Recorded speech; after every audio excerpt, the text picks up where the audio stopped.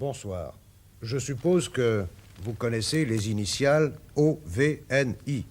Si vous l'avez oublié, je vous rappelle que cela signifie objet volant non identifié. Et plus communément, on dit les soucoupes volantes. Au cours de 10 années, les 10 dernières, on en a dénombré environ 6000, un tout petit peu moins. Et sur ces 6000 cas d'objets volants non identifiés, les savants et les spécialistes ont pu fournir une explication rationnelle dans la proportion de 98% des cas. Restent 2% de cas qui n'ont pu faire l'objet d'aucune analyse scientifique sérieuse. Alors ce sont ces 2%-là qui alimentent depuis des millénaires le mystère des objets volants non identifiés. Car ce serait une erreur de croire que ces objets ont fait leur apparition en même temps que les Spoutnik ou que les premières fusées de l'astronautique. En fait, cela remonte au plus haut. Je veux dire par là que déjà, dans de nombreux textes bibliques, il est fait allusion à des roues de feu que l'on voit se déplacer dans le ciel. Vous voyez que donc, tout cela n'est pas nouveau. Évidemment, ce sujet soulève, comme vous le savez, pas mal de passions. Il y a les partisans des soucoupes volantes, ceux qui croient qu'elles existent, ceux qui croient en avoir vu, et puis il y a les savants, les rationalistes qui disent c'est impossible. Alors ce soir, le débat va porter sur ce thème. Les soucoupes volantes existent-elles ou pas? Si vous le voulez, à cette occasion, nous allons un peu bouleverser le protocole habituel des dossiers de l'écran, et dès à présent, je vais m'adresser à vous.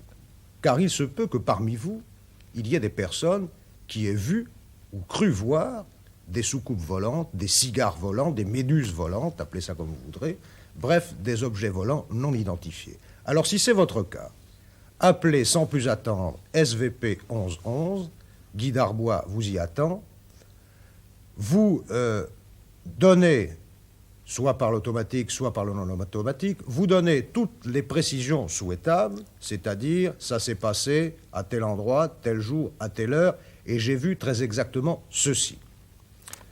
Si votre cas est jugé intéressant par les spécialistes qui sont autour de moi, et sérieux, je veux dire, nous en discuterons tout à l'heure, dès que nous aurons vu le film « La guerre des mondes » tiré d'un bouquin de Wells, ce qui est une référence. Bien, je vous présente sans plus attendre les spécialistes qui sont à mes côtés, et si vous le permettez, en même temps que je vous les présenterai, je vais leur poser une question, à laquelle ils devront répondre par oui ou par non. Voici d'abord M. François Le Lyonnais, conseiller scientifique et président de l'Association des écrivains scientifiques. De France. De France, naturellement. Mon cher confrère, oui ou non, croyez-vous à l'existence des soucoupes volantes?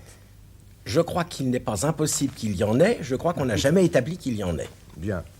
Monsieur Paul Muller, qui est à ma gauche, est astronome titulaire et chef du réseau français de poursuite des satellites. Monsieur Muller, même question, oui ou non, croyez-vous à l'existence des soucoupes volantes? Je suis désolé, je ne dirais ni oui ni non. Également, comme M. Lyonnais, je dirais pas encore. J'attends qu'on me le prouve. Et vous êtes pourtant alsacien et non pas normand. Exactement, c'est l'autre côté.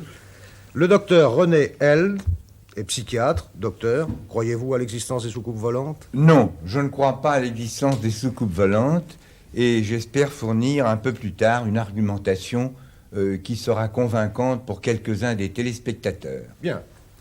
Monsieur Jean Leclan est professeur à la Sorbonne, où il est titulaire de la chaire d'égyptologie. Monsieur le professeur, croyez-vous ou non à l'existence des soucoupes volantes? Je n'y crois pas en tant qu'égyptologue, mais ce soir, j'ai sans doute beaucoup à apprendre dans d'autres domaines.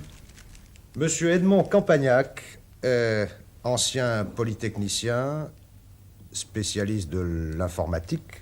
Monsieur Campagnac, je vous pose la même question. Est-ce que vous croyez à l'existence des soucoupes volantes? Eh bien, je n'y crois pas, mais j'ai eu l'occasion de voir un phénomène dont je vous parlerai et... Parfait. Enfin, monsieur Guy Tarade, qui est l'auteur d'un livre intitulé « Les soucoupes volantes ». Monsieur Tarade, est-ce que vous croyez ou non à l'existence des dites soucoupes? Est-ce que vous demanderiez au pape s'il croit en Dieu? Ah, monsieur, ça n'est pas tout à fait la réponse que je J'y souhaitais, crois, mais monsieur Pasteur. vous y croyez. Parfait. Eh bien, chers amis, maintenant, vous savez que je vous demande infiniment pardon.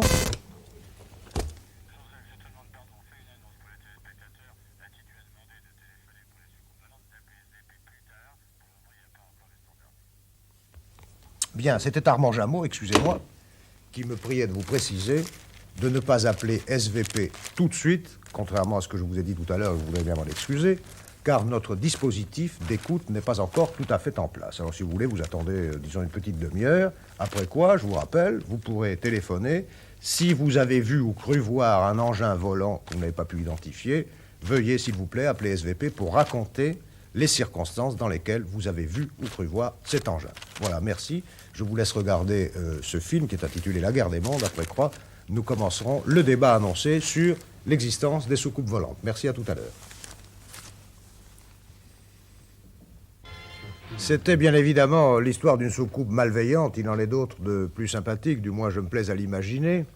Et en tout cas, nous allons vérifier auprès de Guy Darbois si l'appel que nous avons lancé en début d'émission, savoir, je le rappelle, s'il existe parmi les téléspectateurs des personnes qui ont cru voir un jour des soucoupes volantes ou des engins non identifiés quelque part en France, par exemple, sont prêtes à témoigner. Alors Guy Darbois, vous qui êtes à SVP, est-ce que vous avez déjà reçu beaucoup d'appels? Oh oui, notre appel a été plus qu'entendu. Évidemment, on ne peut pas donner une importance statistique à ces appels.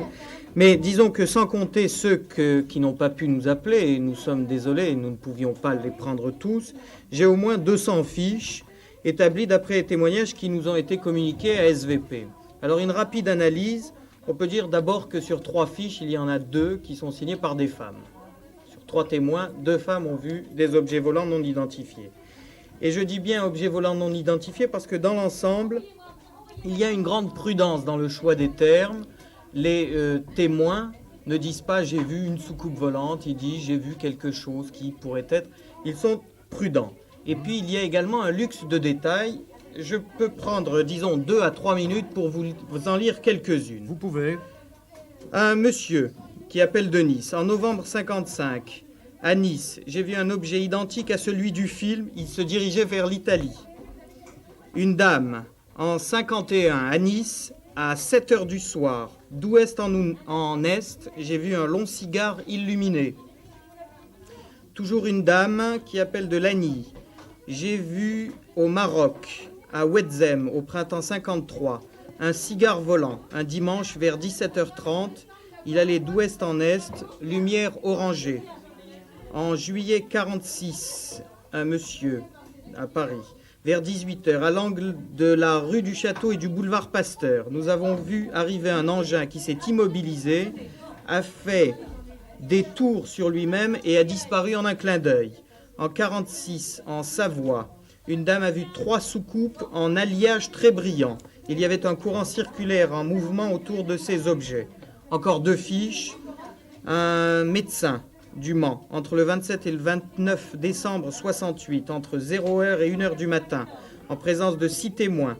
Nous avons aperçu fortuitement, dit-il, 3 engins non identifiés de forme ovoïde, entre parenthèses soucoupe, rouge-orange, volant horizontalement en formation triangulaire, se déplaçant d'ouest en est à très grande vitesse et à altitude imprécisable. Et il dit durée d'observation 2 secondes. Enfin, une dame, il y en aurait bien d'autres, a vu des soucoupes volantes en 1953, porte de Vanves. Le soir, vers 22h30, une sorte de disque lumineux. Voilà, maintenant nous attendons des téléspectateurs, en plus des témoignages, des questions concernant le débat proprement dit. Bien, merci Guy Darbois. Alors messieurs, la discussion est ouverte. Vous avez entendu tous ces témoignages qui émanent de personnes de bonne foi, n'en doutez pas. Le tout est de savoir s'ils sont vraisemblables ou pas. Alors la question est posée peut-être en premier à monsieur Le Lyonnais, qui est conseiller scientifique et président, je vous le rappelle, de l'Association des écrivains scientifiques français. Eh bien, vous me permettrez, mon cher Joseph Pasteur, de reprendre dans ce que vous nous disiez au début de cet entretien, deux de vos expressions. Vous avez dit « les scientifiques considèrent comme impossible ». Alors, je ne crois pas que les scientifiques considèrent les soucoupes volantes comme impossibles. Ils pensent qu'on n'en a pas établi l'existence, ce qui est très différent. Et puis, vous avez parlé de 98% de cas identifiés et de 2% de cas non identifiés. Ça, c'est les partisans des soucoupes qui le disent.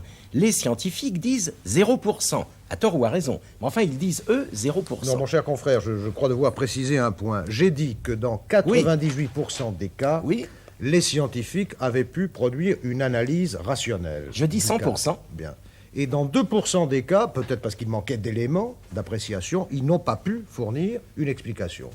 Mais je ne le pense pas. Je crois que c'est 0%. 0%. Ils ont toujours donné 100% Vous êtes aussi, docteur L, qui êtes psychiatre, je le rappelle, partisan du 0%. Vous ne croyez pas aux soucoupes? Je ne crois pas à l'existence objectivée à la date de ce jour des soucoupes, et j'avancerai très rapidement un argument d'ordre général. Il faut distinguer, en laissant de côté tout ce que pose, au point de vue de sa valeur, le témoignage. Vous savez que quand 50 personnes assistent à un accident d'automobile, si un quart d'heure après, on leur fait faire un témoignage écrit dans un commissariat de police, les 50 versions diffèrent. Ce qui montre à quel point le témoignage, même d'un sujet sincère, est sujet à caution.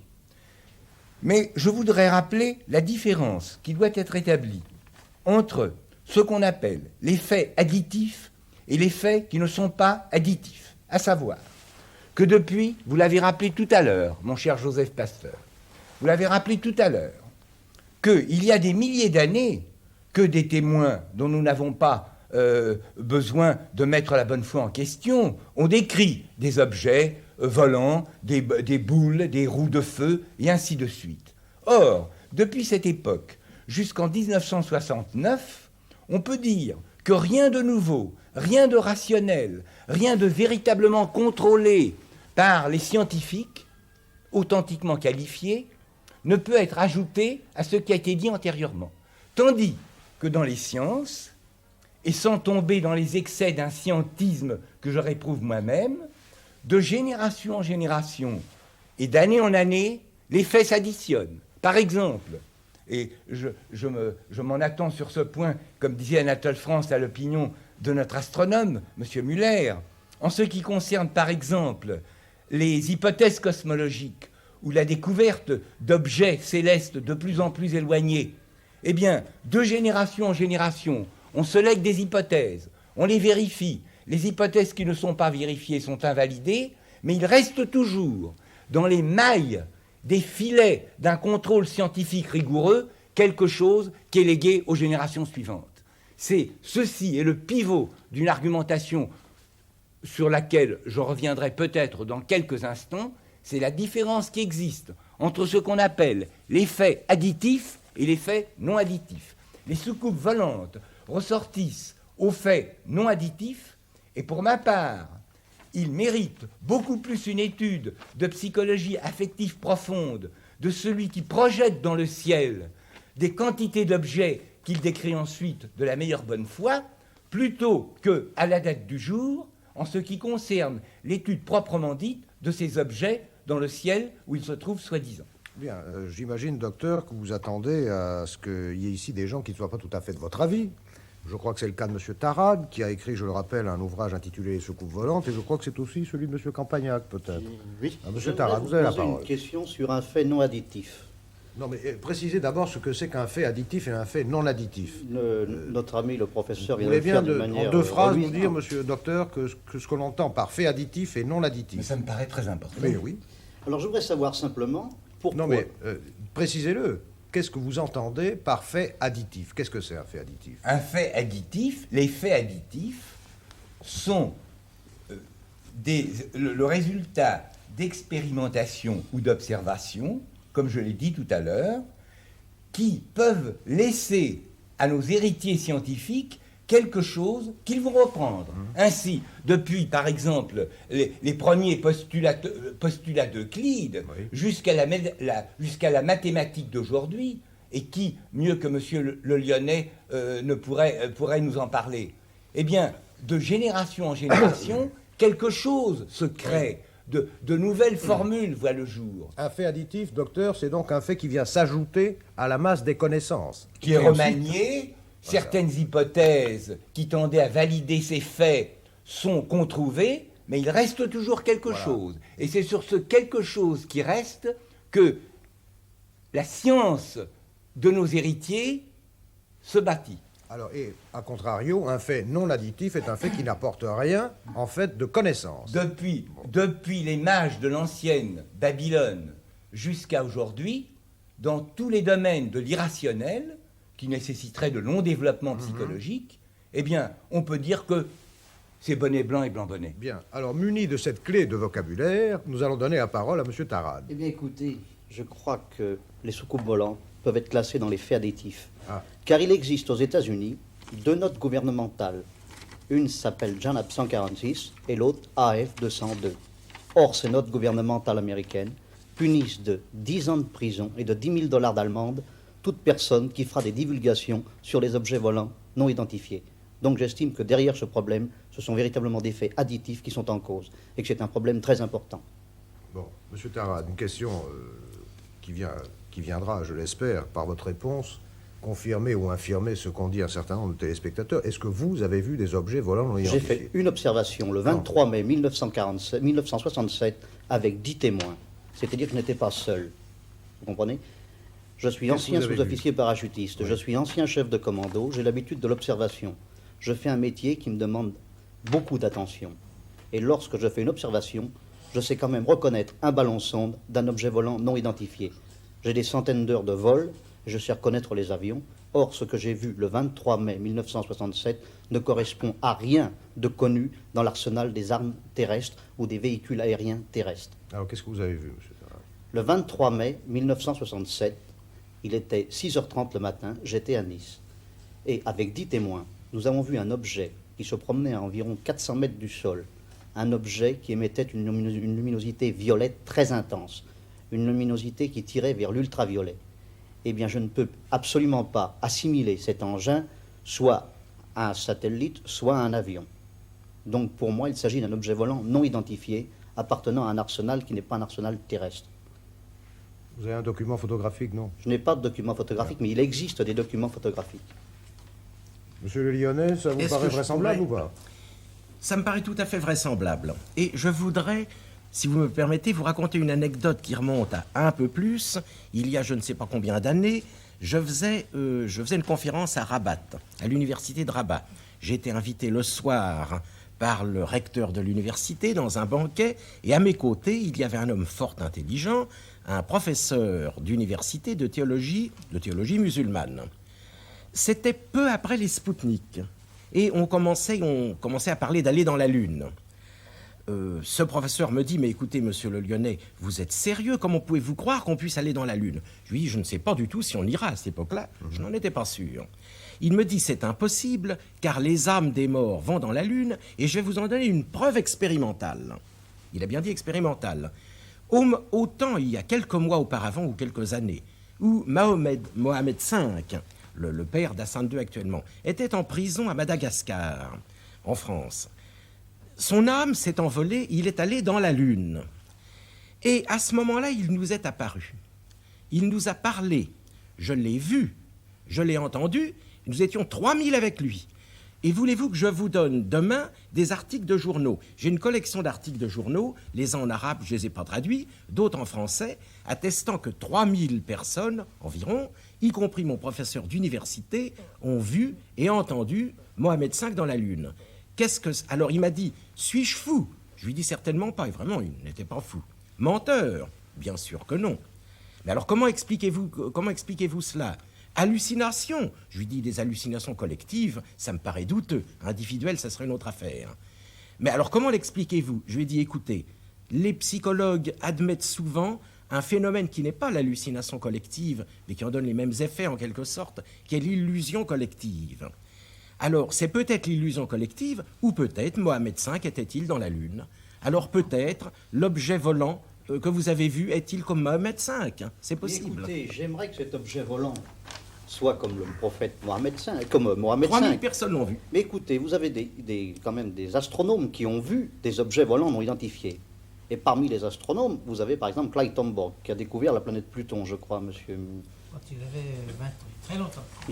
Et le 20 août 1949, monsieur Tombaugh, qu'on ne peut pas prendre pour un halluciné, a vu Ni mon un professeur cigare volant. d'université. Or, monsieur Tombaugh et monsieur Lapaz, qui est un autre astronome, ont été délégués il y a une dizaine d'années par l'armée américaine, avant que l'homme lance des satellites dans l'atmosphère, pour rechercher un satellite artificiel que personne n'arrivait à identifier. C'est exact, professeur. C'est faux. Je crois pourtant que M. Tombock et M. Lapaz ont eu cette mission dévolue. Je connais une Monsieur Muller. histoire de ce genre qui a été publiée dans la revue Science et Vie. J'ai protesté violemment par écrit d'ailleurs en 1959. Ça s'appelait le satellite fantôme. Il est de fait qu'il circulait à ce moment-là assez peu de satellites et que les radars avaient repéré un engin que personne ne voulait reconnaître avoir lancé. En réalité, là, les revues se sont bien gardées de le dire, on s'est aperçu au bout de quelques temps que c'était une capsule Discovery 5. Vous savez que Discovery était le premier qu'on ait utilisé pour larguer une capsule vers le sol, pour récupérer quelque chose qui aurait circulé sur orbite. Et ça a réussi à peu près à ce moment-là. Le Discovery 5 avait mal éjecté sa capsule vers le haut, enfin sur une orbite plus grande. On la croyait perdue quelque part. En fait, elle circulait toujours. Et ça s'appelait 59 Epsilon 2, dans le langage des spécialistes des satellites. Cet objet a été effectivement identifié, alors qu'on avait longtemps dit personne ne l'a lancé, on ne sait pas ce que c'est. Il n'y a pas de satellite fantôme possible. C'est Actuellement, absolument impossible. pouvez-vous me dire actuellement, parmi tous les satellites qui tournent autour de la Terre, combien sont de satellites non identifiés? Il n'y en a aucun, ils sont tous identifiés. Alors là, je regrette parce que j'ai eu une discussion il y a moins de 2 mois avec un astronome, un de vos confrères, qui m'a dit qu'il y avait autant de satellites non identifiés que de satellites identifiés. Il y a des satellites secrets qui sont lancés aussi bien par les États-Unis que par l'URSS. Et dans le fond, dans toute cette vaisselle qui tourne autour de la Terre, comment pouvez-vous vous y retrouver? Ils sont tous annoncés. Je regrette de vous le dire. Je pose une question. Il y a un cas précis. C'est un vénusique qui a été raté en 1962, qui s'appelle Alpha Phi, dans notre langage à nous. Et ce Alpha Phi n'a jamais été annoncé par les Russes, mais repéré par les Américains, à l'état de 8 morceaux distincts, et a été suivi jusqu'à la chute de chacun des 8 morceaux. On ne peut pas actuellement lancer un truc sans que les autres le repèrent.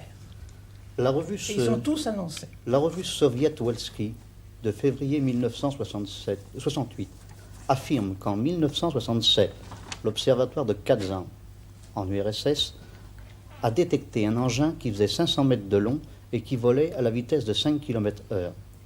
Je laisse responsable la revue en question, je l'ignore totalement.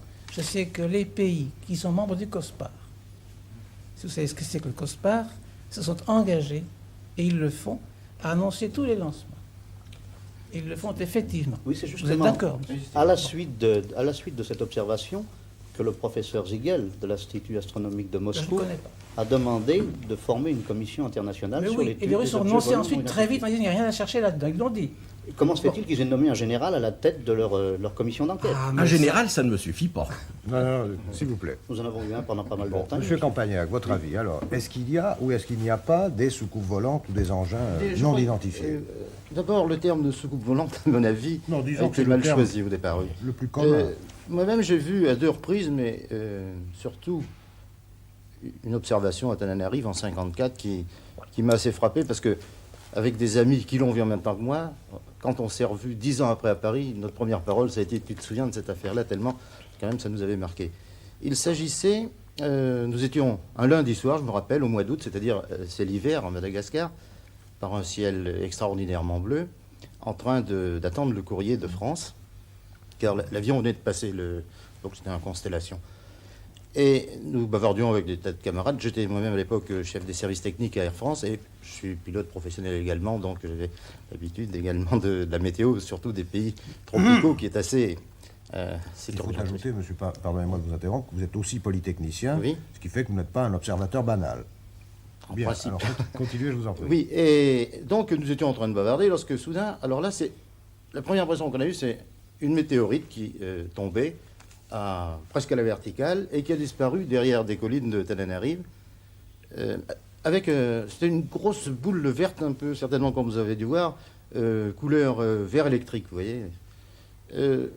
Ça nous a un peu surpris et tout de suite, il est venu à l'idée, c'est une météorite. Quelques instants après, nous avons vu repasser cette lueur verte, au-dessus des collines, prendre l'avenue de la Libération, qui est l'avenue principale de Tananarive, à raser les toits.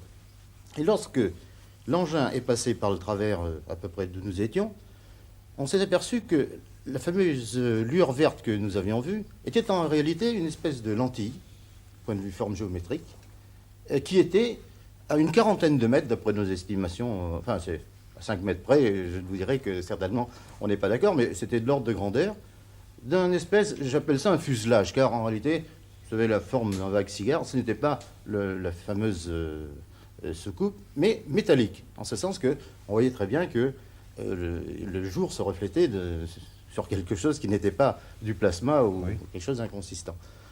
Et assez loin derrière, il y avait une espèce de traînée des flamèches qui sortaient. Or, chose curieuse, tous les gens ont vu ça, et c'était l'heure de sortie des bureaux, se sont arrêtés de parler, il n'y avait plus de bruit dans les rues, et on n'a pas entendu le moindre bruit, c'est-à-dire même pas le sifflement que fait un planeur.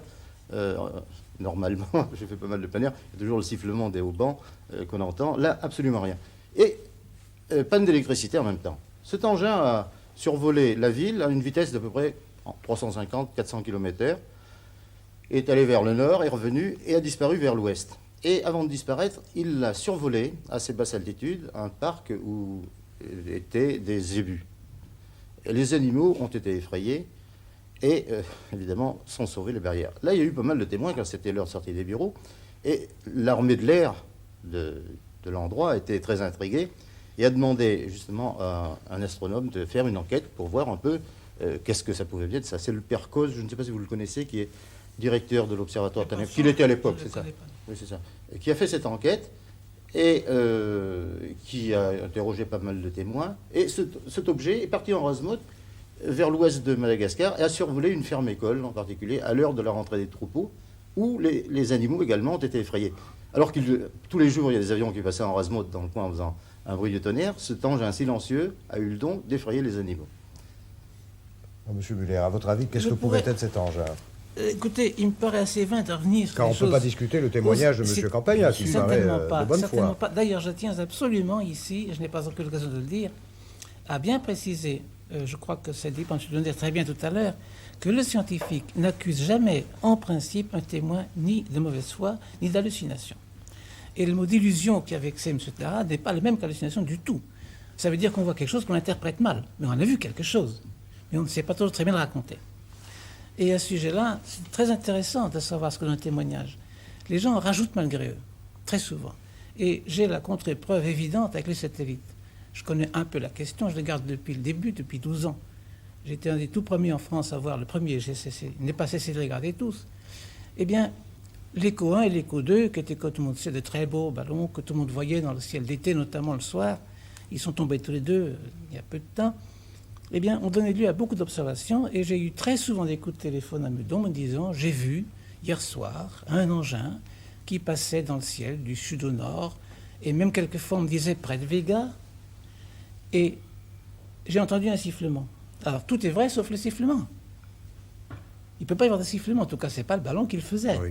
D'autres choses très intéressantes, et là-dessus, je suis formel et ça vexe beaucoup, je sais, les tenants des soucoupes, je ne parle pas de monsieur qui connaît la question. Je pense qu'il sera de mon avis, je l'espère.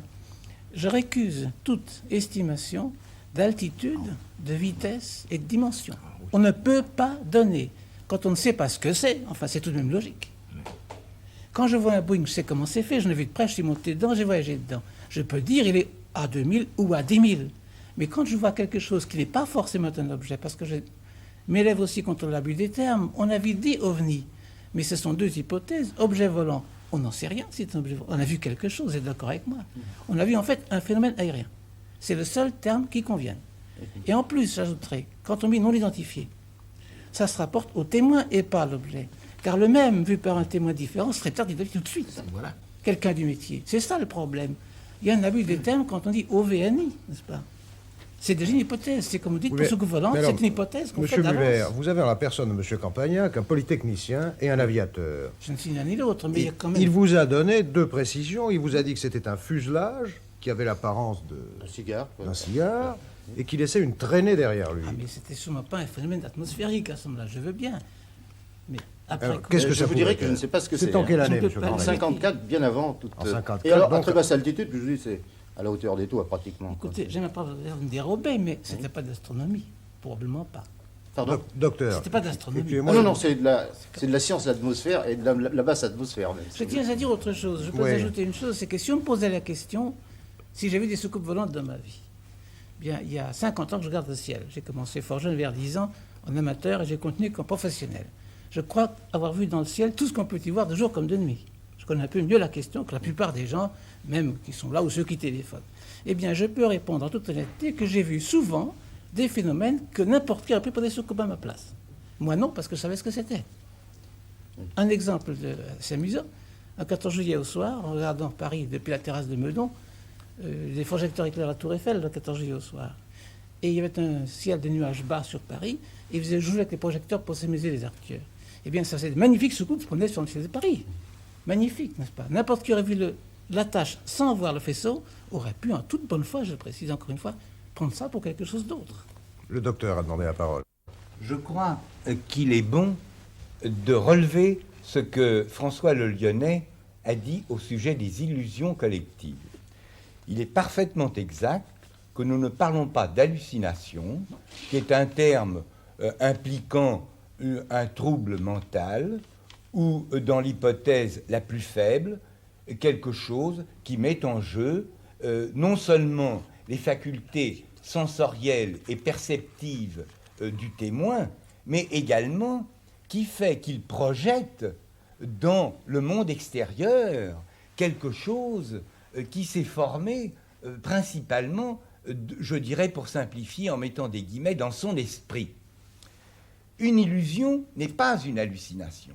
Par exemple, un malade ou un patient, comme je préfère dire, qui ne se trouve pas halluciné, mais qui se trouve temporairement fatigué, surmené, peut interpréter, et j'insiste sur ce terme, une tache sur un miroir, l'ombre d'un lustre sur un plafond, et d'autres patients ou d'autres sujets ne l'interpréteront pas de la même façon. Pourquoi? C'est que dans tous ces processus que l'on nous décrit, dans ces perceptions d'objets singuliers, il n'y a pas que l'intelligence qui est en cause, il n'y a pas que les organes des sens qui véhiculent des informations jusqu'au centre de notre cerveau qui les traite, comme dirait un spécialiste de l'ordination. Il y a également une intense participation de la vie affective, c'est-à-dire que le ciel, dans ces cas-là, est comme une auberge espagnole. On y trouve non pas ce qu'on y apporte, mais ce qu'on y projette. Quant au fait d'être un savant qualifié, d'être un ancien polytechnicien et d'être un ancien aviateur, cela, de ma part, provoque un sentiment de très vive estime. Mais cela n'emporte pas à soi seul ma conviction. Je vous citerai par exemple dans un autre domaine un illustre physiologiste. Pourquoi ne pas le nommer? Il est mort depuis un grand nombre d'années. C'était le professeur Charles Richet. Eh bien, un jour, dans les couloirs de l'Académie des sciences, Charles Richet dit à un de ses collègues « Mon cher collègue, c'est extraordinaire. La respiration des fantômes trouble l'eau de chaud. » Car il avait assisté à une matérialisation de fantômes. Quelques fantômes avaient soufflé au moyen d'un chalumeau de verre dans de l'eau de chaud, et l'eau de chaud s'était troublée. Et le collègue lui a répondu « Mon cher collègue, c'est ce qui m'inquiète. » Eh bien, je dirais que dans le témoignage qui vient de nous être fait, et dont nous n'avons pas le droit de suspecter la moindre parcelle de mauvaise foi, nous sommes néanmoins en présence d'une expérience subjective. Et si vous m'accordez encore la parole, 30 secondes... 30 secondes, oui, docteur, parce que nous avons une avalanche de questions qui nous attendent à SVP. Je peux tout de suite me censurer. Je peux tout de suite me censurer. Non, terminez, docteur. Vous m'avez dit 30 Il y a secondes. une expérience de psychologie très amusante. On présente à des sujets une silhouette d'âne colorée en gris et une silhouette de feuilles d'arbre colorée en gris. Et on les éclaire d'une façon particulière, de façon à créer une certaine pénombre. Eh bien, tous les sujets non prévenus trouvent que l'âne est bien plus gris que la feuille, parce qu'on a l'habitude de voir des feuilles qui sont vertes, tandis que l'âne provoque en nous un schème de perception sensorielle qui connote le gris, ou qui l'implique, si vous préférez, un terme moins pédant. J'ai terminé. Parfait, docteur. Alors, Guy Darbois, nous écoutons vos questions. D'abord, encore beaucoup de témoignages et puis évidemment beaucoup de questions. Les témoignages, il y en a presque autant que pendant le film. Je vous en livre 2. Le 12 décembre 68, une dame, dans le Doubs. J'ai assisté à l'atterrissage et au décollage d'une boule lumineuse. Nous avons pris des photos. Un téléspectateur nous téléphone pour nous dire: j'ai construit en 1955 une soucoupe volante avec 14 ballons et une nacelle. Ça a été un beau canular. Les questions. La première qu'on peut poser, en fait, les téléspectateurs sont très très nombreux à se la poser. Existe-t-il d'autres êtres vivants dans d'autres systèmes stellaires? Voulez-vous qu'on y réponde tout de suite, messieurs, ou bien préférez-vous répondre un peu plus tard? Non? En un mot. Mais nous n'avons pas entendu le professeur Leclan, qui est, comme vous le savez, un égyptologue distingué et qui connaît un peu toutes ces croyances à travers l'histoire de l'Égypte et de... J'étais très intéressé par tous les témoignages que j'ai entendus, mais je dois dire que si l'on se tourne du côté de l'Égypte, les anciens Égyptiens ont eu, je crois, la sagesse de ne pas décrire d'une manière précise des phénomènes de cet ordre. Et l'on fait allusion, j'ai lu de ci, de là, mention de papyri extraordinaires. Je dois dire que pour un égyptologue, il demeure aussi fort extraordinaire, car nous n'avons rien de tel dans les textes, et je dois dire à M. Tarat que toute Moses III n'apparaît pas comme cela en soucoupe volante au milieu de son armée. L'Égypte est déjà un pays très extraordinaire, il est inutile d'y ajouter de l'extraordinaire. Et je crois personnellement que dans ce phénomène des soucoupes volantes, il entre pour beaucoup d'une projection de rêve de la part des hommes. Et je suis personnellement, voyant le ciel, toujours émerveillé, et je crois qu'il est inutile d'ajouter encore à l'émerveillement. Et en tout cas, j'ai ce sentiment pour l'Égypte. L'Égypte est déjà un pays merveilleux. Je crois que ces textes, ces figurations peuvent donner déjà beaucoup de joie. Il est peut-être inutile d'aller y chercher aussi la soucoupe volante. Et M. Tarat faisait allusion aux travaux du professeur Emery. Professeur Emery qui cherchait Imhotep et sa sagesse, et les textes merveilleux d'Imhotep, un homme fait Dieu. Emery a trouvé, non pas Imhotep, il a trouvé de très grandes galeries de la basse époque, c'est déjà très bien. Et quant au professeur Alvarez, lui, il est allé chercher le secret de la grande pyramide, où il a trouvé qu'il n'y avait, pour l'instant tout au moins, rien que les chambres déjà connues, et c'est déjà quelque chose de suffisant, et qui suffit à l'admiration des hommes, si bien que M. Tarat, peut-être vais-je le décevoir, je vis pendant plusieurs semaines dans l'année, chaque année, topographiquement, entre le professeur Emery et le professeur Alvarez.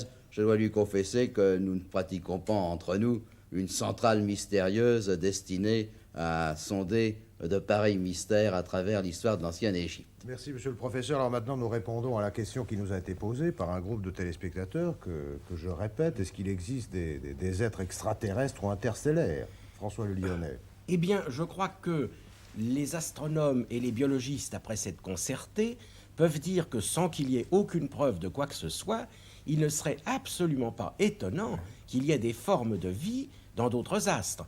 De vie pensante peut-être, de vie sans doute très différente de la vie terrestre. Et c'est pourquoi je vous ai dit, on ne peut pas dire qu'il y a impossibilité de communication, on peut dire qu'on n'a pas constaté jusqu'ici de communication avec ces formes extraterrestres, si elles existent. Bien, Guy Darbois, d'autres questions? Est-il exact que des apparitions ont stoppé les moteurs de voitures dans les environs? Vous avez des exemples de ça, monsieur Campagnac? Ça a été signalé Oui. à un certain moment. Où? En Amérique, en France également. Il y a des chercheurs du CNRS qui ont fait des recherches privées sur ce phénomène et ils ont rassemblé une quantité de dossiers, de témoins qui affirmaient que leur véhicule avait été stoppé par des engins volants. Et ils sont arrivés à une conclusion qui est assez étonnante, c'est que la distance de l'engin par rapport au véhicule nécessitait une puissance de 2 millions de Gauss pour immobiliser le véhicule, c'est-à-dire pour créer un champ magnétique autour de la bobine susceptible d'arrêter tout allumage. Ils ne connaissent pas la distance, les gens. Les chercheurs du CNRS qui ont fait ces recherches ont pris tous les témoignages et tombent sur des chiffres qui sont toujours les mêmes. Maintenant, j'aimerais répondre au professeur sur cette affaire d'Égypte de tout à l'heure. Nous avons eu la chance d'avoir les campagnes napoléoniennes qui ont quand même amené les chercheurs en Égypte et qui ont fait partir cette science qui est l'égyptologie. Donc, nos savants sont allés en Égypte 3000 ans après le départ des pharaons. On sait que la terre d'Égypte est une terre qui a quand même été pas mal ravagée par les pillards, et ça tout le monde le déplore. Et je vous ai amené un document que nous verrons certainement tout à l'heure, qui est beaucoup plus récent, puisqu'il a été découvert le 4 juin 1952 par Albert Rusluillier dans un temple pyramidal au Mexique, à Palenque très exactement.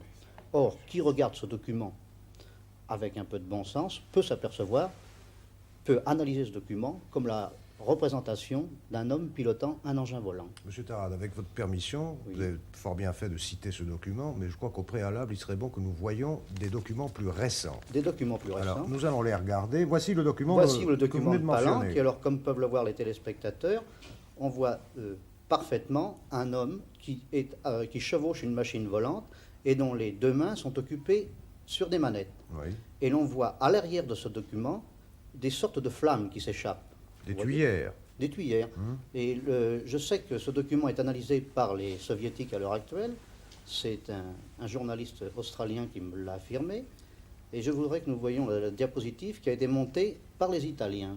Nos amis italiens, qui sont pleins d'imagination, en partant du document de Palenque, ont trouvé quelque chose de tout à fait ressemblant à nos fusées actuelles. Je ne sais pas si nous allons voir ce document. En tout cas, C'est un document troublant. Et qui, disons justement, qu'il rejoint un peu les textes bibliques qui font Les textes état de bibliques. roues de feu se déplaçant dans le ciel. Oui, alors Bon. si on élimine justement de la Bible ces Oui, textes... oui, monsieur Muller demande la parole. Je demande la parole. Nous avons en astronomie pas mal de représentations anciennes de comètes. Ça prend toutes les formes possibles. Il y a des glaives, il y a des flammes, il y a un tas de choses, et on sait que ce sont des comètes, car elles sont passées cette année-là. Ça prouve à quel point les gens dessinent des choses qui n'existent pas. Alors, encore plus anciens, c'est la même chose. Dans ce cas précis, il peut s'agir d'une de ces projections dont nous parlait le docteur L tout à l'heure. Mais alors, je voudrais que nous regardions maintenant les documents photographiques que vous avez amenés avec vous, en commençant par le premier qui doit être, d'après ce que vous nous avez dit, la photo d'une soucoupe. volante qui a été Voilà. photographiée Bon. au-dessus Alors, de nous Rouen. allons demander... La voici. Donc celle-ci n'a pas été photographiée au-dessus de Rouen. Celle-ci nous a été communiquée par Mme Burlov, une Allemande qui appartient au groupe de recherche du professeur Hermann Oberth. Vous savez que le professeur Hermann Oberth, qui a été l'initiateur de Werner von Braun aux techniques de l'astronautique, dirige en Allemagne un groupe de recherche sur les objets volants non identifiés. Or, cette photo nous a été communiquée par un des membres de ce groupe. Cette photo a été prise en Espagne. Est-ce qu'il y a d'autres documents? Je crois que oui. Oui, je crois qu'il y a d'autres documents. Bon, c'est une photo. Vous nous garantissez C'est une que c'est une photo, photo. c'est une Vous l'avez photo bien en vu, monsieur couleur. Muller. En couleur. Bien, nous en parlerons dans un instant. Voici un autre document. Qu'est-ce que c'est, ça, monsieur? Ceci, c'est une illustration de l'atterrissage de Valençol. Vous connaissez tous la Fermat, les téléspectateurs le connaissent certainement. Un cultivateur basalpin a trouvé un matin de juillet 1965 dans son champ un objet volant qui était posé au sol. J'ai eu l'occasion de rencontrer des gendarmes qui habitaient Valençol et il ne fait aucun doute que M. Masse était de bonne foi. Et il y a eu d'autres personnes qui ont vu des engins à Valençol. Lors de cet atterrissage, l'engin a laissé des traces sur le sol. Et ces traces, je connais un ingénieur électronicien qui est allé faire des prélèvements. Et celui-ci affirme que la Terre a été séchée comme par un rayonnement électrique. Bon, est-ce Donc qu'il y a- là, on ne peut pas il y a, parler je crois- d'hallucination dans le ciel. Il y a, je crois, un dernier document. Non, il y a une soucoupe, il y a une forme de cymbale que j'ai vue tout à l'heure pendant la projection du film, que nous avons regardé attentivement. Je ne sais pas si nous allons la voir, peut-être pas. La voici. Oui, cette photo a été faite au-dessus de Rouen. Au-dessus de Rouen. Et un document identique illustre un des meilleurs ouvrages parus sur la question, c'est le livre de Jacques Vallée, qui Bien. est un astronome et un Alors, mathématicien. M. Tarade, nous avons soumis ces documents et aux téléspectateurs et à l'expert qu'est M. Muller. Monsieur Muller, quel est votre avis sur les documents que nous venons de voir? Ce ne sont pas des faux. Mais ce n'est pas de l'astronomie non plus, de toute façon. Je connais très bien Jacques Vallée, il a travaillé chez moi en 61 pendant presque une année. Je le tiens pour un garçon très sérieux, et vous savez qu'il a totalement réfuté les théories d'Aimé Michel. Il a réfuté les théories d'Aimé On peut Michel, dire. mais ça ne l'empêche pas d'avoir fait un des meilleurs ouvrages sur la question. Ça Non, mais- n'empêche que, Écoutez, malheureusement, L'orthothénie, nous ne pouvons l'orthothénie. pas, messieurs, nous livrer à une discussion entre experts. Vous comprenez très bien. Je voudrais avoir votre avis, M. Muller, sur les documents que nous venons de vous présenter. Ce sont des photographies. Alors, des photographies de quoi? C'est la question que je vous pose.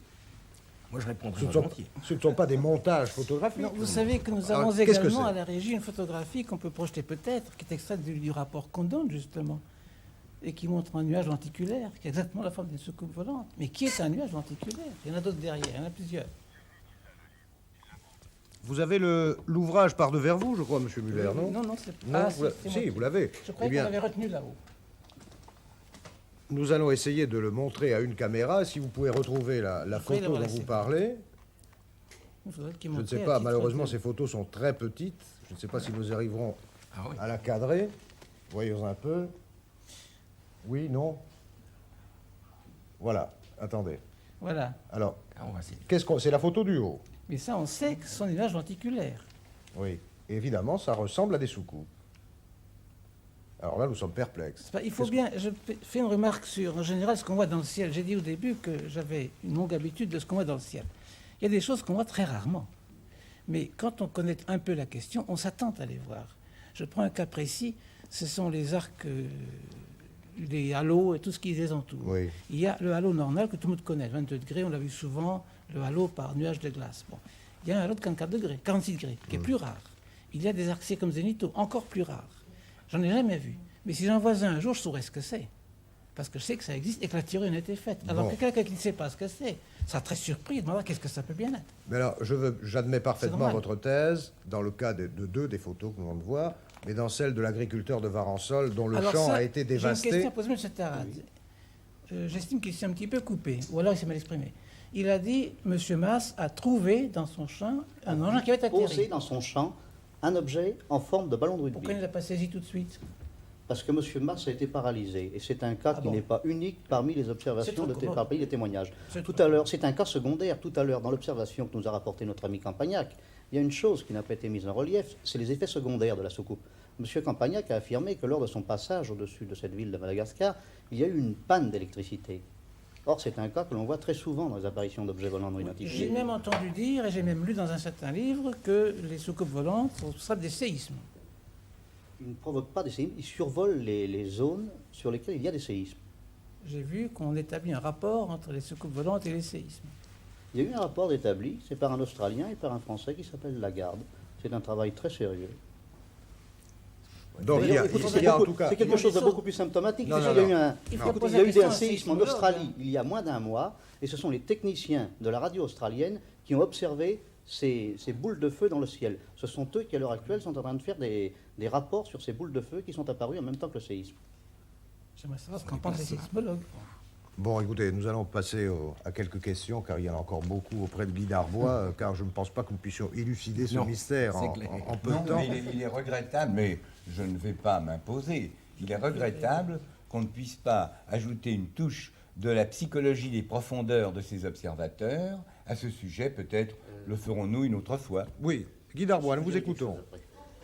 Bien, et il y a vraiment, je suis obligé de poser cette question à M. Tarade. Est-ce que, M. Tarade, pensez-vous que les mystères de Baalbek ou le météore de Sibérie ou les pyramides d'Égypte ou les textes de la Bible prouvent l'apparition d'extraterrestres dans l'Antiquité?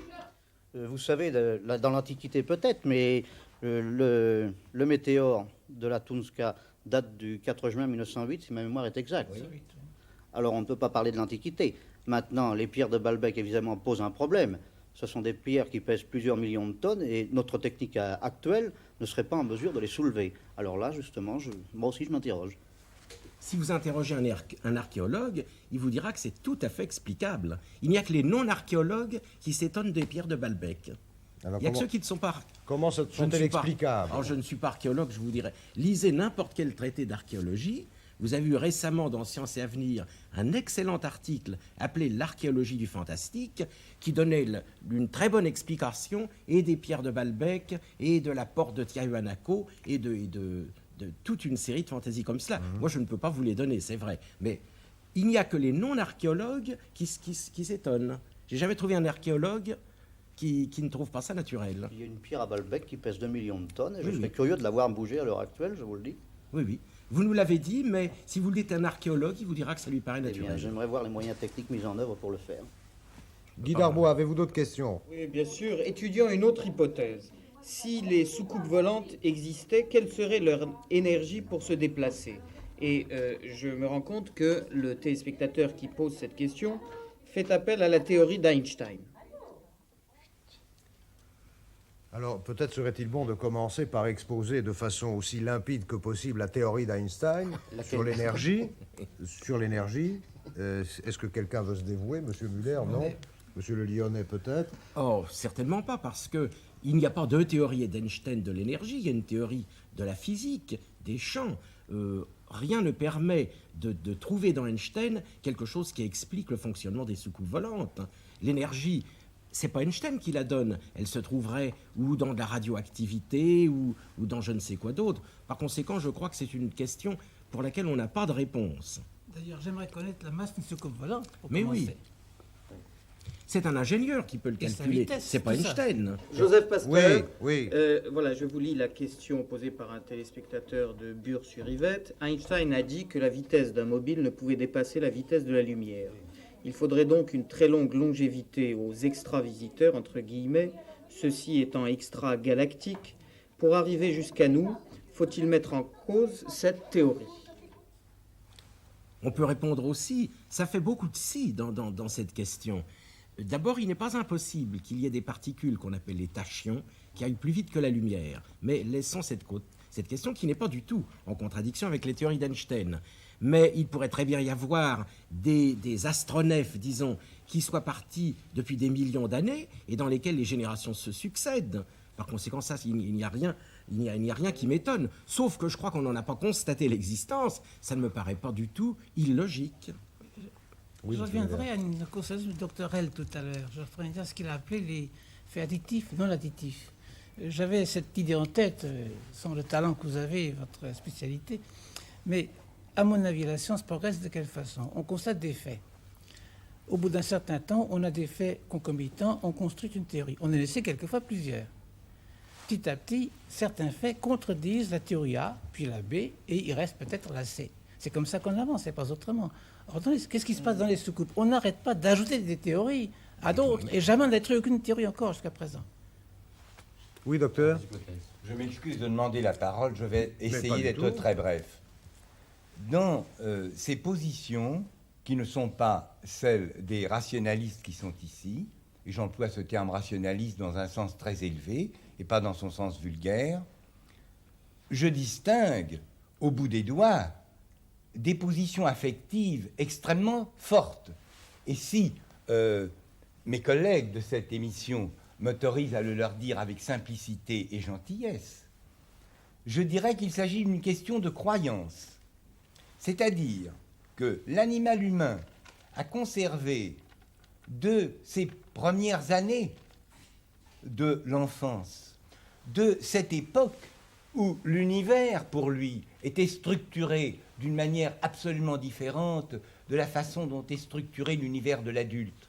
Pour un nourrisson de 6 mois, la découverte de son propre corps, constater que son gros orteil remue, le saisir et s'apercevoir que cet orteil est rattaché à sa propre personne est une découverte autrement émouvante que celle d'une soucoupe volante.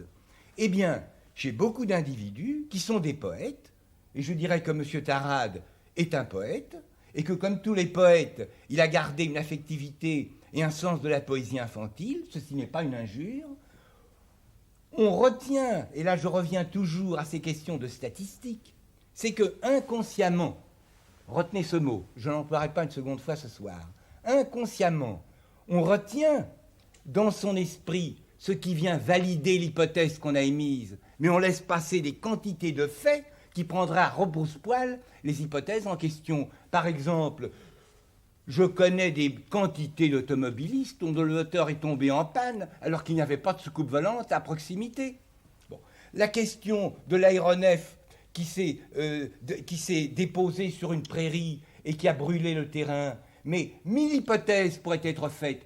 Peut-on bâtir une science ou même faire des hypothèses hypothétiques à propos d'une expérience unique, alors que pour faire, par exemple, la synthèse de la pénicilline, des centaines de savants se sont dépensés pendant des dizaines d'années dans des laboratoires extraordinaires, que les astronomes, que les égyptologues passent leur vie entière pour progresser millimètre par millimètre vers la véritable connaissance. Et que, par exemple, moi, comme le disait très bien M. Muller tout à l'heure, je n'ai nul besoin des soucoupes volantes comme lui pour admirer, m'étonner, être saisi d'émotion quand j'apprends dans mes dernières lectures qu'il y a aux confins de notre univers, à 6 milliards d'années-lumière, des quasars qui émettent des flux d'énergie lumineuse et particulière correspondant à 1000 milliards de fois l'énergie du Soleil. Mais qu'est-ce que c'est que les soucoupes volantes à côté de ça? Voilà ce que je voulais dire. C'est un phénomène différent. Oui, tout à fait différent. Vous m'avez traité de poète et ça m'a fait énormément plaisir. Je vais vous citer un cas qui s'est passé au-dessus de Paris le 19 février 1956. Tout le monde se souvient de cette affaire. Une soucoupe volante avait été détectée par le radar de l'aéroport d'Orly. Or, je ne crois pas que le radar d'Orly soit un radar poète. Et il y Le avait radar alors... n'a pas dit que c'était une soucoupe volante. C'était un engin. C'était un engin matériel qui a été détecté par le radar. Pourquoi pas? Il y avait en l'air à ce moment-là un avion qui était commandé par le capitaine Dezavoie, qui était un pilote. Je crois que les pilotes passent des tests psychotechniques assez poussés avant qu'on leur confie un appareil. Nous savons qu'à l'heure actuelle, évidemment, la psychotechnie est assez combattue, puisqu'à Lyon, il y a à l'heure actuelle un centre anti-test. Or, ce capitaine Dezavoie a vu cet engin dans le ciel. Autre observation dans le ciel, c'est celui de votre confrère Wilkins, de la Société d'astronomie anglaise, qui, le 11 juin 1954, au-dessus des États-Unis, a observé 3 disques volants. Si je suis un poète, si M. Wilkins est un poète, alors dites-moi ce que sont les soucoupes volantes. N'oubliez pas, Des monsieur poèmes. Tarade, c'est une simple hypothèse de ma part, hein, qu'il existait depuis 1943-44 ce qu'on appelait les V1 d'abord et les V2 ensuite. Des fameuses fusées de Von Braun qui ont servi de premier modèle pour... Monsieur Qui Pasteur, font beaucoup de bruit. Bon, alors, ce on sont peut- des engins très bruyants. Et puisque vous soulevez les armes secrètes allemandes, comme vous, nous avons pensé la même chose, notamment au V7. Mais le V7 était propulsé par 12 turbopropulseurs, si ma mémoire est exacte. Et il y avait à cette époque-là que 2 personnes en Allemagne qui étaient capables de construire un engin volant qui ne fasse aucun bruit. C'était les professeurs Vogt et Müller, qui avaient travaillé sur l'antigravitation. Est-ce exact? Je crois que pour les physiciens, l'antigravitation, c'est quelque chose qui est encore... C'est un mot pour le moment. Alors je ne sais pas quelle est la réalité qui est derrière ce mot, mais en tout cas, le nom de ce professeur Muller, qui n'est pas mon ami Muller sur ce canapé, c'est le nom de quelqu'un qui est complètement discrédité dans les milieux scientifiques. C'est En tout cas, oui. Bon, Et le professeur Veil. nous fermons cette parenthèse car Guy Darbois a encore des questions à nous poser et à vous On aurait soumettre. eu des choses à dire. Oui, et un témoignage. Nous sommes débordés ici à SVP. Hein. Un témoignage, entre autres. En 1946, une dame de Boulogne-sur-Seine.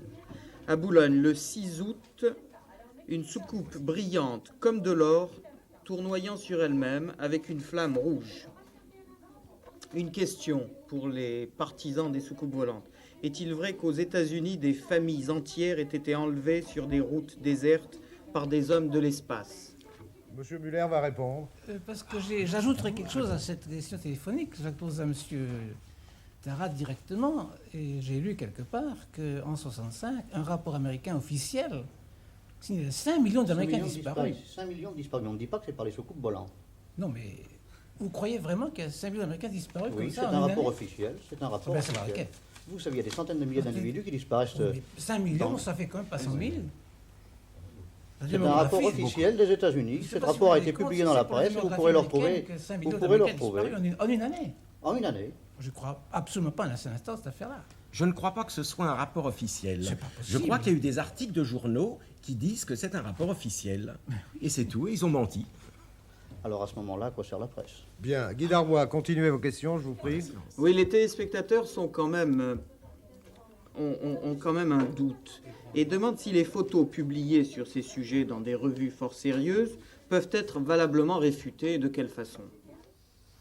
Qui veut répondre à cette question? Monsieur le Lyonnais. Eh bien, je dirais que le rapport Condon, qui est le rapport le plus sérieux que l'on possède sur cette question, dont on vous a montré un ouvrage, a étudié toutes les photos qui lui ont été communiquées. Il a mis des années à les étudier. Beaucoup de ces photos ressemblaient à celles qui nous ont été montrées tout à l'heure. Beaucoup d'autres sont très différentes. C'est de ces photos-là que je disais que toutes, sans exception, ont été identifiées. Et alors, par des explications différentes, dans certains cas, on a pu constater que c'était des plasmas, le plasma électrique bien entendu, dans d'autres cas, des enveloppes de ballons-sondes, dans d'autres cas, des chutes de morceaux de satellites artificiels. Mais, sans exception, toutes les photos ont été expliquées. On a même trouvé quelques photos de charlatans, mais ça, c'est très rare. Quelques photos truquées, c'est très rare. Ces photos-là correspondaient à des phénomènes naturels qui ont été parfaitement bien... qui ont surpris ceux qui les ont photographiés et qui ont été parfaitement expliqués ensuite. Il n'y a pas de cas sans explication sauf peut-être des photos dans lesquelles il y a un seul point lumineux. Qu'est-ce qu'on peut en dire? J'aimerais beaucoup qu'on parle du rapport Codon. Vous savez que la commission du Colorado a été mise sur pied sous les ordres du président des États-Unis, sous la pression populaire. Or, vous savez comme moi que la commission du Colorado n'était pas la commission Codon, mais était la commission Codon et INEC, ce qui est tout à fait différent. Car au début, c'est au professeur Codon et au professeur INEC, deux physiciens, que l'on a donné la mission de développer ce rapport. Or, ce rapport que M. Muller a dans les mains est signé simplement du professeur Codon, car le professeur INEC s'est désolidarisé du professeur Codon. Et INEC a dit qu'un jour, il publierait ce qu'il savait, lui, sur les soucoupes volantes. Attendons de sa publication. Mais non, mais enfin, vous êtes bien Ça d'accord paraît avec moi que raisonnable. la commission du Colorado était la commission Codon et INEC. Monsieur Muller va répondre à votre Je ne sais intervention. pas si j'ai mal lu le livre, mais il me paraît signé d'un comité très complet. dans Pourquoi, lequel des gens- pourquoi ne trouve-t-on pas la signature du professeur INEC? Mais il y en a d'autres. Parce que Et c'est au professeur INEC que vous vous intéressez particulièrement. je vais vous- Non, je c'est- peux la faire commission terminer du ce que j'ai Colorado dit. était la commission S'il vous Codon et plaît, INEC. Écoutez, laissez en Monsieur tout Muller cas, achever son Dans ce intervention. comité, il y a au moins deux personnes que je connais très bien. Le président, c'est Clemens, qui est un vrai astronome, lui, que personne ne met en doute nulle part. Et l'autre, c'est M. Shane, qui était directeur de l'IC quand j'y étais en 1953. Il y en a au moins deux que je connais personnellement et qui ne sont pas des farceurs. Et qui sont dans le comité qui comporte une douzaine de noms. C'est pas qu'on donne tout seul qui a signé le rapport, c'est le comité.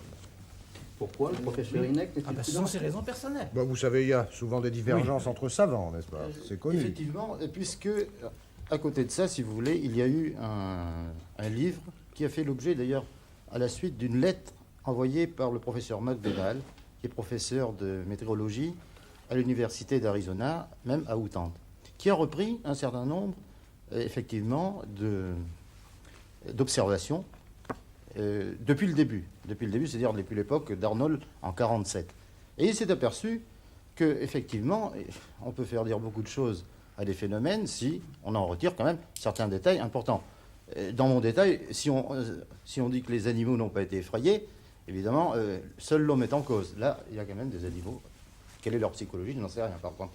Et eux, qu'est-ce que font-ils des archétypes? Oui. Oui, Monsieur Muller, bien sûr. À ce sujet précisément, je peux vous signaler le cas qu'on n'a pas encore évoqué ici de la chute d'une fusée de Cosmos en 18 juillet 1967, qui est un très beau phénomène, qui a été vu par des milliers de gens en France, et sur lequel on a fait une enquête qui a été au fond extrêmement facile, parce qu'il n'y avait aucun doute sur le phénomène.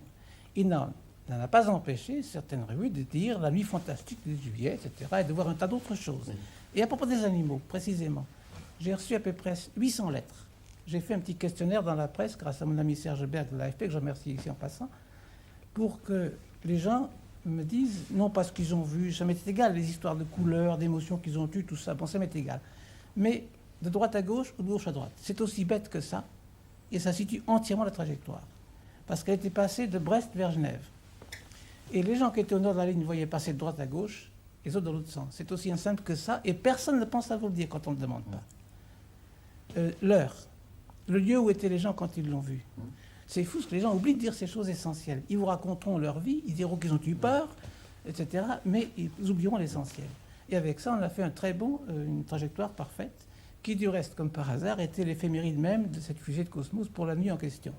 Il n'y avait pas de problème, c'était ça. Bon, eh bien, ça n'a pas empêché, c'est un phénomène réel, celui-là. Eh bien, il y a 3 ou 4 témoins qui ont dit que les chiens ont aboyé. Par conséquent, les phénomènes réels les excitent aussi. D'accord, mais enfin, si vous voulez, prenons le phénomène que j'ai vu, des animaux qui rompent leur barrière, et à 2 endroits différents, puisque peut-être à d'autres, puisqu'il y a la rentrée des troupeaux qui, eux, sont dispersés. D'ailleurs, si est à l'écoute un des directeurs de l'époque de la Sacaille, de la ferme, ça lui a posé de drôles de problèmes pour essayer de récupérer. Je ferai quand même une petite observation, si vous permettez. J'appartiens au groupe du GEPA, qui est un groupement de recherche sur les phénomènes spatio-aériens. Nous sommes en communication avec pas mal de gens. Et il y a 3 ans, j'étais allé voir un conseiller technique au ministère de la Recherche pour lui dire, voilà, l'Amérique est en train de faire ça, les Russes sont en train de faire une commission. Est-ce que, de notre côté, il n'y aurait pas possibilité d'avoir, non pas une commission peut-être officielle, mais au moins la possibilité d'avoir une collaboration un peu plus fournie avec des spécialistes de diverses disciplines. Car en réalité, lorsqu'on étudie un phénomène, il faut faire appel aux différents spécialistes qui vous disent, d'après moi, ça peut s'expliquer comme ça, et effectivement éliminer ce qui peut s'expliquer rationnellement par les connaissances que nous avons. Mais également retenir des choses qui sont passées quand même à courte distance. Tout ce qui se passe très loin, effectivement. Or, on m'a répondu, c'est très bien, mais il faudrait me ramener des documents officiels, car, etc. Alors j'ai demandé une autorisation, on m'a donné une autorisation après avoir consulté le ministère des Armées, et j'ai eu le loisir de consulter différents dossiers, dont celui de la gendarmerie nationale. Eh bien, si vraiment les gens de la recherche scientifique voulaient éplucher les dossiers qu'il y a là, des rapports qui sont faits d'une façon remarquable, avec ensuite des enquêtes sur tous les témoins, etc., eh bien, il y a quelque chose d'extraordinaire. Il y a un rapport que je peux vous montrer, vous le direz simplement. Le premier que j'ai vu, qui date de 54, ça commence par un engin barrant la route à des automobilistes et à un carrefour. Et il y a eu, je ne sais pas combien de témoins. Donc là, on peut... Je crois que le fond de la question, c'est que vous en revenez toujours à l'importance du témoignage, alors que pour les scientifiques, ce sont ou des objets, ou des photos qu'on n'arriverait pas à expliquer, mais des témoignages, que quelque chose soit arrivé à un moment donné, ça n'a aucune valeur scientifique. Tout ce que ça pourrait, le témoignage en science, ça sert seulement au besoin pour inciter à faire une recherche ou une vérification. Une fois le témoignage passé, un gendarme a vu, il y a 3 semaines, quelque chose. Il a peut-être vu, je ne dis pas qu'il n'a pas vu. Attention, il y avait et des tas de gens, et des milliers, mais 3000 Marocains. Oui. Bon, alors, je crois que c'est ce qu'il y a de mieux. Je crois surtout qu'il faudrait insister sur le fait que être sincère, être polytechnicien, être agrégé de physique, et de bonne foi. J'ai dit sincère, être de bonne foi, sincère, prix Nobel de physique, et 1000 comme cela en même temps. Témoignage zéro. Oui, c'est pas la science. Moi, je me pose une question. J'ai été pilote jusqu'à ces dernières années. J'ai eu un accident de voiture. On passe des visites assez sévères à tout le monde. Chaque fois que j'ai vu un terrain d'aviation que je me suis posé dessus, c'était un vrai terrain. Et les passagers l'ont vu comme moi. Et quand il s'agit de ces phénomènes-là qui sont quand même extraordinaires tout d'un coup, et là, le témoignage a l'air de ne plus jouer, c'est-à-dire ce qu'on verrait, ça serait plus ça. Non, je ne dis pas cela, je dis que les scientifiques ne peuvent pas s'intéresser à ces témoignages. Pourquoi ? Ils ne disent pas que ça existe, ils ne disent pas que ça n'existe pas. Si vous me dites, y a-t-il un martien à côté ? Je vous répondrai pas, je ne sais pas, il y a un mur qui nous sépare. Je vous dirai pas, il n'y en a pas. Mais je vous dirai, si vous me dites, je l'ai vu, je n'admettrai pas cela, à moins que je ne puisse aller le vérifier. Si vous me dites, si vous me prenez par la main et que vous me disiez, allons voir de l'autre côté du mur, j'y verrai, et si plusieurs comme nous pouvons y aller, prendre des photos, le capturer, nous en ferons un objet de science. Mais autrement, un témoignage sur quelque chose qui s'est passé, encore une fois, intelligence, bonne foi, sincérité, haute connaissance scientifique, zéro. Et témoignages multiples. Je tiens, je crois, à le préciser. Je n'ai pas fini. Dans ces témoignages officiels, qui, j'espère, reparaîtront un jour, car je vais quand même le voir, il y a pas mal de photos et de films qui ont été pris.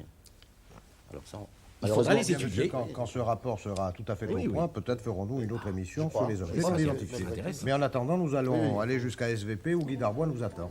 Un témoignage, je signale à M. Muller et au Dr Held que nous tenons à leur disposition toutes les fiches que nous avons reçues. Le 15 février 51, dit un téléspectateur ingénieur à Paris, j'ai aperçu 3 soucoupes volantes près de Saint-Didier-la-Forêt, près de Vichy.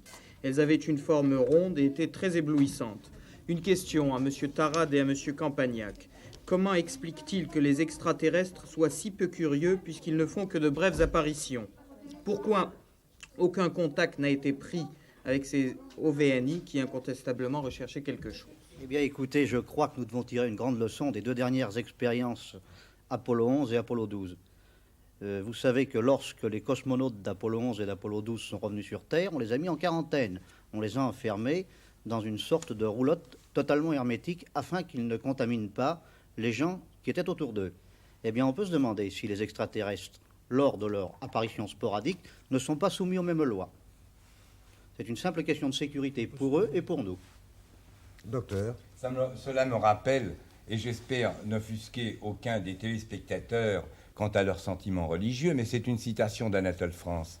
À l'enterrement dans Monsieur Bergeret à Paris, à l'enterrement du premier président Cassignol, ça se passe plutôt dans une ville de province, Monsieur Mazure, l'architecte départemental, demande à Monsieur Bergeret « Et pourquoi n'aurions-nous pas une âme immortelle ?»